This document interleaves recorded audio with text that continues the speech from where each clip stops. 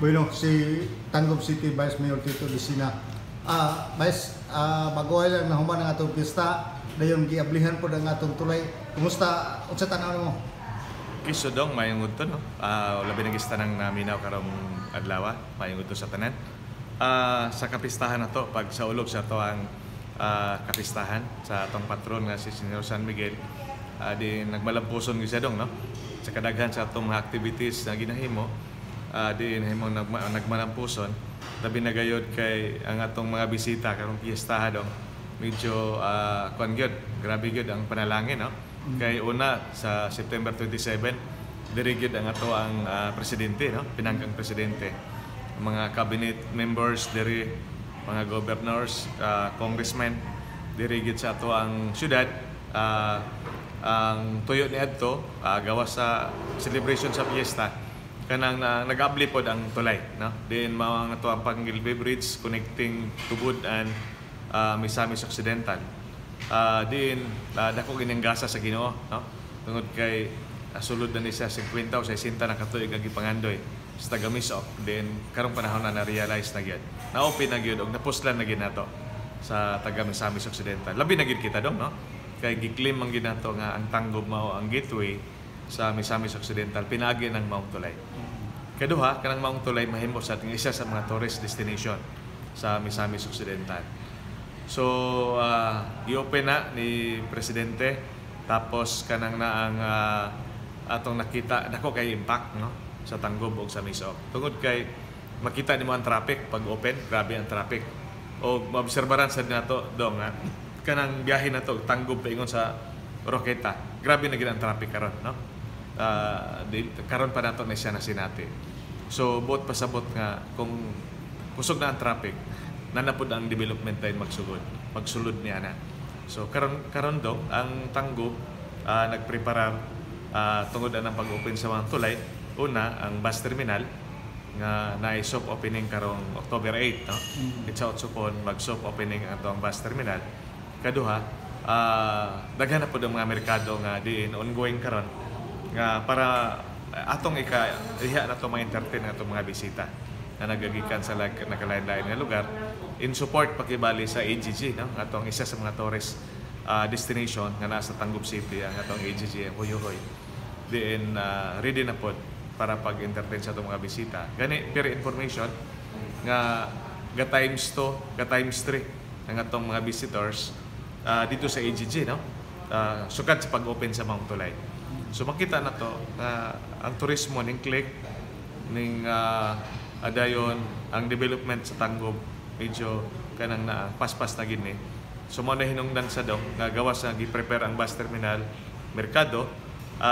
Sunod semana nag-andam mag-review na pud mis para sa CLUP na to sa atong Danyos para more or less mahanay pud ang mga investors nga mosulod sa ato. Matagaan sila insakto nga lugar, dayon maplastar sila, dayon unsa pagidugang matabang pa sa atong mga investors. Kay daghan namang nagsignify nga mosulod magnegosyo dira sa ato ang dakbayan. Dayon napaisa day dugang nako dong sumpay sa piyesta pagka 29 kanang atong bisita si Senator Tolentino. Yes, Ingan higit si Senator Tolentino uban ni Governor.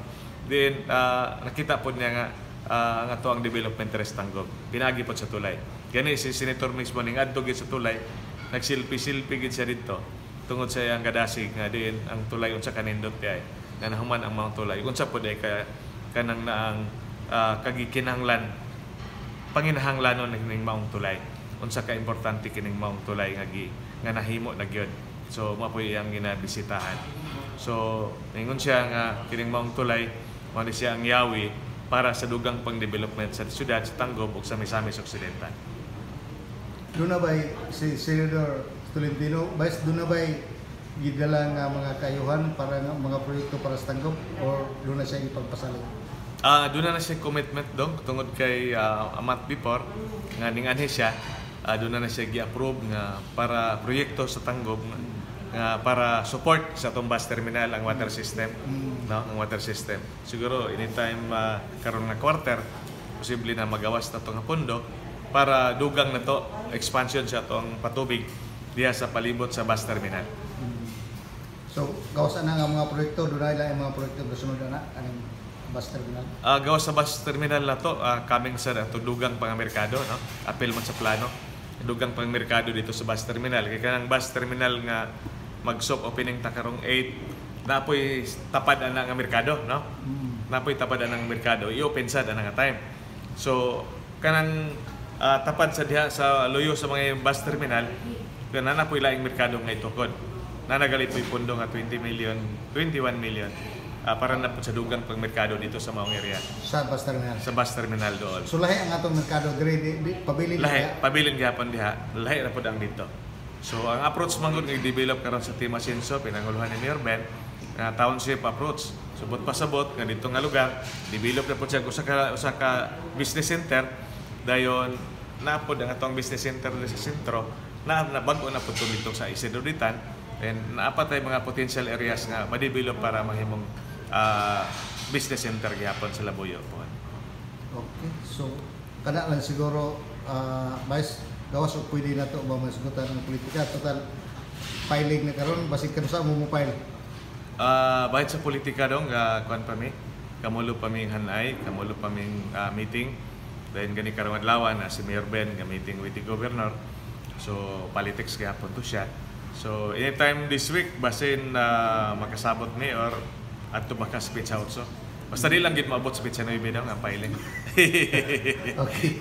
Vice imong mensahe. So akong mensahe na lang para sa taga-Tanggob, kinasing-kasing na mapagpasalamat sa mga katawhan sa Tanggob, mga local employees, national employees, tanang mga departamento na ilang gipakita no so support dili lang sa atong fiesta kundi tibuok sugod atong 2022 na naglingkod ang Team Asenso Tanggob. Among nakita grabe ang support sa katawhan daw no tanang barangay kay atong nasinati nga first time in the history sa politika sa Tanggob daw nga kanang na ang barangay election no nga ang tanang barangay 55 solid tanan sa Team Orange no Team Asenso diin una ning nahitabo dong no nga wala gi opposition na ning daog sa atong mga kapitanes, mga konsehalis na to. So, nagpasalamat gid kay Miniana sa kadasig kasibot sa katawhan sa Tanggob diin sa ilang may ito nga suporta ug magampo mi tong i-pray nga mulaw tay ta mapadayon ta para sa dugang pang development ug dugang pa natong tabang sa atong mga kaigsuonan labi na gid katong nanginahanglan. Daghang salamat. Salamat kayo si Vice Mayor Tito Desina sa Tanggob City. Vice, salamat Vice. Thank you.